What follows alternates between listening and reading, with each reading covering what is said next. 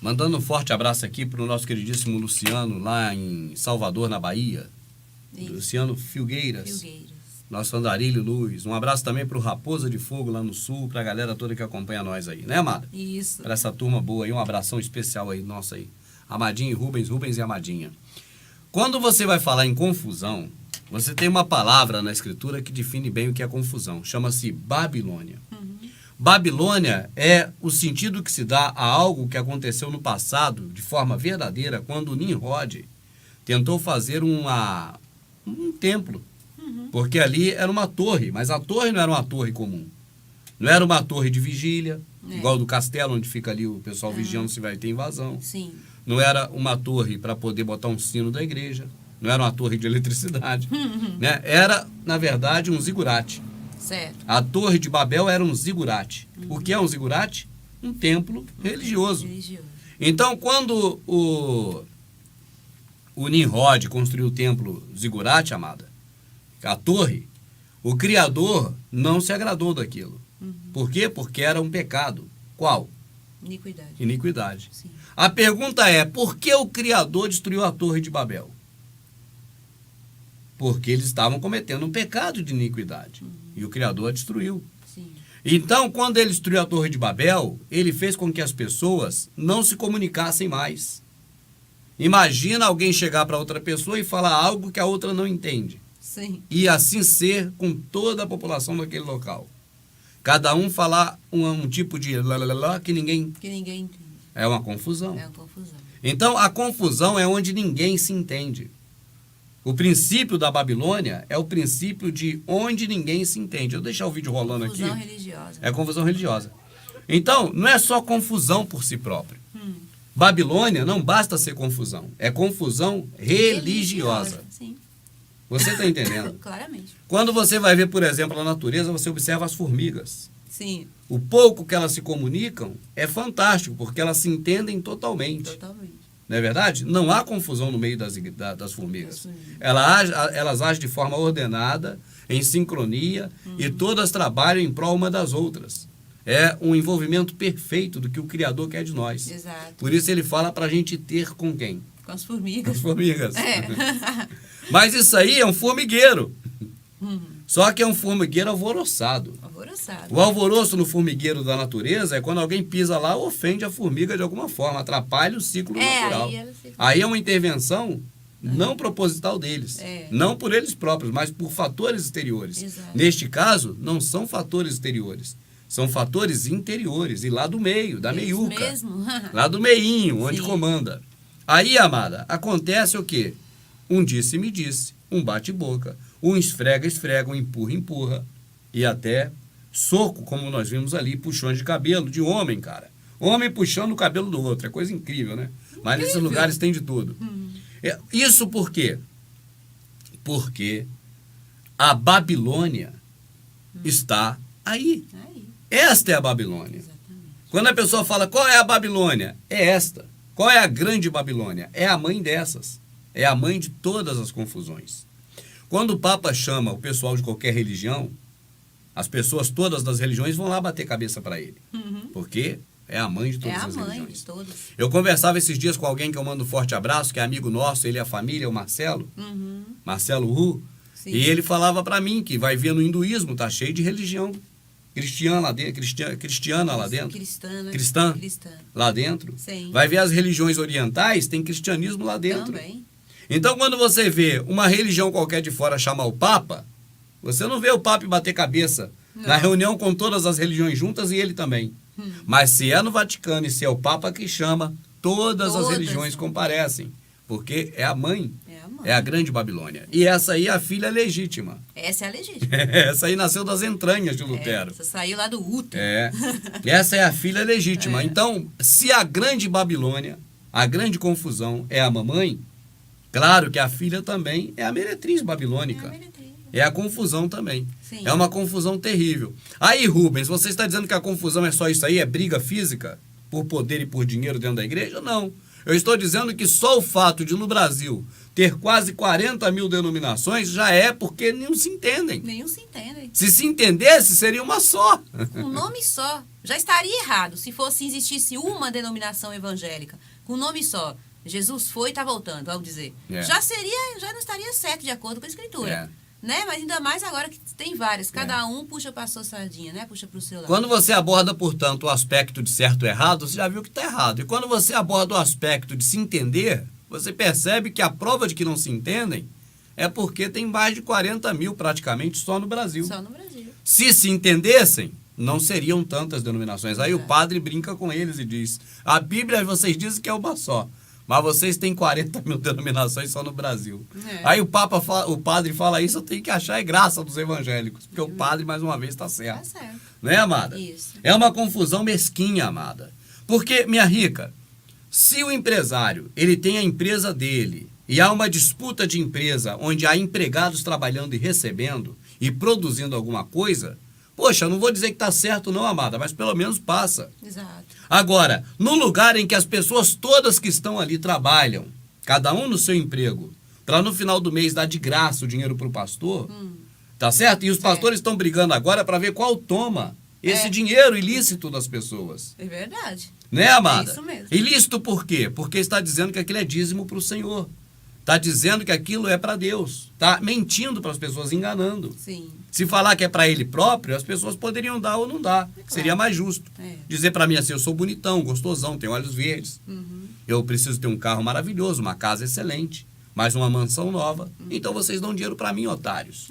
Aí o povo dá se quiser. Mas eles dizem, a obra de Deus precisa de dinheiro. Aí o povo dá. Então eles estão ali enganando. E essa briga toda que a gente está vendo aí, essa coisa horrível, é porque agora alguém quer tomar o meio de extração de dinheiro ali, que é a igreja. A igreja é o quê, amada? É uma ferramenta extrativista de dinheiro. A pessoa quer extrair o quê? Eu quero extrair barro.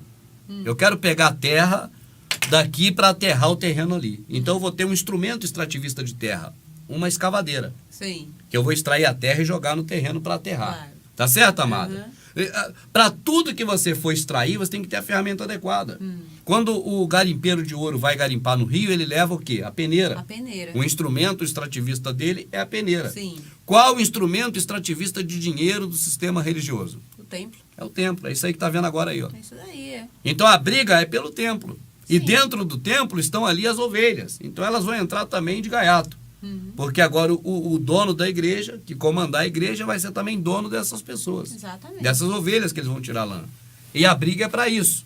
Agora aí fecharam a igreja, botou todo mundo lá pro lado de fora, ficou só uma cúpulazinha lá dentro. E o cara que tá filmando tá mostrando aí pela janela.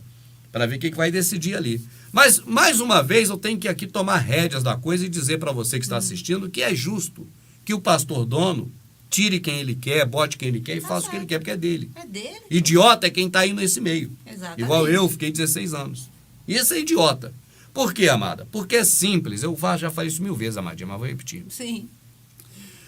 Você pega, imagina 10 pessoas da sua família. 10 parentes ou amigos próximos de você. Cada um vai trabalhar, cada um no seu emprego próprio. Mas no final do mês, cada um deles vai dar 10% para você. Você vai ter um salário inteiro de 10 familiares. Os 10 familiares vão ter menos que você, porque cada um deu 10%. Cada um vai viver com 90% do que ganha. Isso. Mas você vai viver com 100% do que os 10 parentes ganham. Você vai ganhar mais do que eles todos. Esse é o pastor da igreja. Você imagina, meu amado, você trabalha, você sustenta a sua família, a sua casa, seus filhos, e você consegue fazer isso com um salário, que é o seu. Imagine você ter 100 membros na sua igreja. Você vai ter 10 salários. Então é melhor você largar o seu emprego, ir na esquina, no cartório, chegar lá e dizer assim, eu quero autenticar esse documento aqui, ó. Quero registrar essa ata de constituição da minha associação. Pronto. Quanto é? R$200, toma. Agora eu já sou representante de Deus. Você vai na sua casa, bota uma placa, representante de Deus, você está legalizado. Exato. Você é representante de Deus da noite para o dia. E o seu salário vai dobrar, triplicar, quadriplicar e tu vai ficar rico. É simples demais. É muito fácil. Mas, Rubens, eu tenho que ter um chamado do Espírito Santo. Esse chamado do Espírito Santo é abalizado por quem? Quem é que vai carimbar isso? Então deixa de ser otário, meu amado. Qualquer um pode dizer que tem um chamado do Espírito Santo, não precisa nem dizer. Chega no cartório, ela pergunta se a mulher vai perguntar se você tem chamado do Espírito Santo. Oxi. Eu quero ver um cara chegar no cartório e falar assim, ó, registra aí pra mim, por favor. O cartório vai receber R$200, é isso que o cartório quer. Claro. Será que a mulher do cartório, o homem do cartório vai perguntar assim, você recebeu o chamado do Espírito Santo pra ser pastor? Chama o Silas! É verdade. Essa aí é trouxa. Né, amado? É. História da carochinha, meu amado. Foi tempo, meu amado. Corre desses antros, dessas perdições da vida eterna. É verdade. Isso é um antro de Satanás, isso é prostíbulo que leva as pessoas para a condenação eterna. A outra coisa interessante que você falou agora, prostíbulo, é até bom deixar claro que eu até lembrei que você disse agora, me veio à memória. É que o irmão Carlos fala muito, ficar chamando a casa de Deus, né? Os lugares onde as pessoas se congregam, de antros, esses nomes de prostíbulo. Mas a gente fala, ele entende, mas eu acho que ele entende, mas finge não entender. Porque quando a gente fala prostíbulo, não é as pessoas. Não. E não é a prostituição da forma que a gente A pessoa conhece. seria prostitutos. Eu nunca chamei os irmãos de prostitutos ou prostitutas. Né? Só para deixar claro, não é os irmãos porque estão se prostituindo, da forma que as pessoas conhecem a prostituição humana de homem, bordel, bordel, inferno, esses troços. É. Mas eu creio que ele sabe disso. Estou falando para quem está assistindo. É. Prostíbulo espiritual é onde se prostitui as coisas do Criador. É isso aí. Isso é um prostíbulo e prostitui as coisas dele desde lá. É prostíbulo do entendimento, porque as pessoas entendem que tem que fazer de um jeito e a Escritura diz do outro. Então está com a mente prostituída, com o espírito prostituído. Isso. E é um prostíbulo onde se faz essa prática. É isso. Exato. Né? Não é uma questão envolvendo de maneira nenhuma atos físicos de prostituição, porque eu vejo com muito bons olhos em relação à prostituição religiosa. Exatamente. Agora, vejo com maus olhos perante as coisas do Pai. Tá certo, amado? Tá certo. O que eu quero dizer com isso é 1000 vezes ser prostituta física do que espiritual. Certeza. Porque a prostituta física pode uma hora pensar, eu não devo mais fazer isso. Eu estou prejudicando as pessoas e é pecado. E falar, vou parar. Mas quem está na prostituição religiosa, ela jamais... Tem certeza que está certo. Jamais ela vai acordar se não houver mesmo uma coisa forte mesmo dentro dela, vinda do Pai, do Espírito do Pai, se ela permitir que o Espírito do Pai trabalhe. Exatamente. Verdadeiramente. Né, amado? Isso mesmo. Se ela permitir, amado, eu tenho certeza que o Espírito vai trabalhar. É dizer assim, ó Espírito Santo do Pai, eu não quero mais ficar enganado, me mostra a verdade. Tá certo? Eu prefiro saber a verdade do que ser enganado. E vai ver a verdade. E vai ver, claro. E vai sair desses antros. E não vai voltar mais nesses lugares perniciosos. Local de Babilônia, de confusão. Local de terror, né, amada? Terror psicológico. Eles falam em alguns lugares desses que se você não der o dinheiro para eles, o diabo vai te levar a tua vida. Que se você sair da igreja, o diabo vai te dar enfermidade. Então é muita coisa assim que se fala. Aí, amada, tá todo mundo lá de fora agora da igreja. Deixa eu ver o que eles estão falando.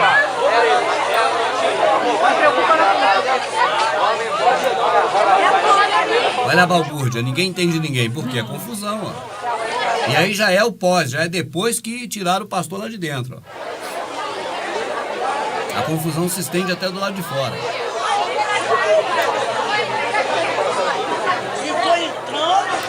Amada, esses lugares é lugar, olha pra cá, isso aqui é lugar para quem antes estava roubando os outros, enganando os outros, cometendo crimes, e agora perceberam que podem fazer a mesma coisa, mas sem ser mal vistos. Por quê? Porque se o cara roubava, se ele traficava, se ele fazia qualquer coisa que aos olhos humanos não é uma coisa de bom aspecto, a índole da pessoa do mal pode permanecer nela. E ela pode enganar do mesmo jeito, roubar do mesmo jeito e tomar do mesmo jeito. Só que agora ela só rouba de crente. Ela só toma de crente, só engana crente. Ela é pastor. Ela se converteu. Por isso você vê na igreja ex-bandidos de todo jeito. Sim. Por que as igrejas estão cheias de ex-bandidos? Porque uma boa parte, não digo todos, mas uma boa parte são pessoas que acharam melhor enganar o povo e ser bem visto como pastor, do que continuar fazendo mal ao próximo, mas ser mal visto como marginal e ainda se arriscar a ser preso. É esse que é o problema disso. Agora, eu estou dizendo que é o caso dessa igreja, eu não conheço ninguém lá. Eu estou dizendo que é o caso do sistema religioso. Sim. O mal não é uma peça da engrenagem, é a engrenagem inteira. Então esse é um lugar certo para esse tipo de gente. O cara gosta de enganar os outros? Gosta. O cara gosta de se dar bem em cima dos outros e usar o nome de Deus ou de quem quer que seja? Sempre fez isso. Ele usava o nome de amigo para enganar o outro. Pegando dinheiro emprestado ou qualquer outra coisa em nome de alguém, agora usa o nome de Deus. É um lugar certo para eles. É um mafuá, mas não é para você que quer servir ao Criador. Porque o servir ao Criador é em espírito. E aí trata-se de local físico, com atitudes físicas, práticas físicas e dinheiro que é físico. É simples demais, cara. Não sei como é que o povo não acorda. Também não sei. Você gosta do projeto Verdade Oculta e dos vídeos que eu coloco na internet? Então nos ajude. Na próxima vez que assistir um vídeo do Rubens, assista o comercial do início até o final. Não te custa nada e você colabora para a manutenção deste canal. Muito obrigado.